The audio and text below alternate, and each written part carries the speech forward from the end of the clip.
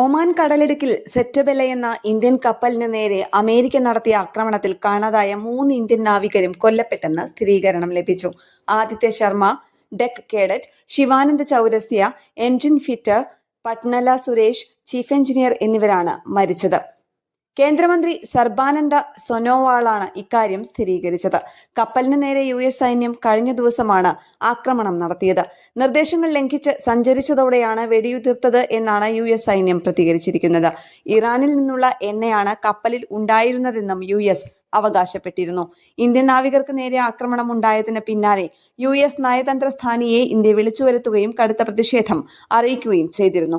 24 ഇന്ത്യക്കാരാണ് ആക്രമണം നടക്കുമ്പോൾ കപ്പലിലുണ്ടായിരുന്നത്. ഇതിൽ 21 പേരെയും രക്ഷിച്ചിരുന്നു. ഇന്ത്യക്കാർക്ക് പുറമെ 2 പാകിസ്ഥാനികളും ഒരു യുക്രൈൻകാരനും ഒരു റഷ്യക്കാരനുമാണ് കപ്പലിലുണ്ടായിരുന്നത്. ഇറാനെതിരെയുള്ള ഉപരോധത്തിന്റെ ഭാഗമായാണ് കപ്പലിനെ ആക്രമിച്ചതെന്നും ചൊവ്വാഴ്ച രാത്രി 11:14 ആക്രമണം നടത്തിയതെന്നും US സെൻട്രൽ കമാൻഡ് സ്ഥിരീകരിക്കുകയും ചെയ്തു. പലാവു പതാകയുള്ള സെറ്റബെല എന്ന കപ്പൽ തകർത്തു. ഗൾഫ് ഓഫ് ഒമാനിൽ നിന്നാണ് കപ്പൽ വന്നത്. കപ്പലിന്റെ എഞ്ചിൻ റൂമിന് നേരെ വ്യോമാക്രമണം നടത്തിയെന്നും സെൻകോം വിശദീകരിച്ചിരുന്നു. പശ്ചിമേഷ്യയിൽ സംഘർഷം വീണ്ടും കടുക്കുന്നു. അമേരിക്കൻ ഹെലികോപ്റ്റർ ഇറാൻ വെടിവെച്ചിട്ടതിന് തിരിച്ചടിയായി ഇറാനിൽ അമേരിക്ക വ്യാപക വ്യോമാക്രമണം നടത്തി. ഇതോടെ ഹോർമോസ് ഇറാൻ സൈന്യം പൂർണ്ണമായി അടയ്ക്കുകയും ചെയ്തിരുന്നു. ബഹ്റൈനിലും കുവൈത്തിലുമുള്ള അമേരിക്കൻ സൈനിക താവളങ്ങൾക്ക് നേരെ ഇറാൻ ഡ്രോൺ ആക്രമണം നടത്തിയതായും റിപ്പോർട്ടുണ്ട്. മനാമയിൽ നിരവധി പേർക്ക് പരുക്കേറ്റതായാണ് സൂചന. ന്യൂസ് ഡെസ്ക് കേരള പ്രണാമം.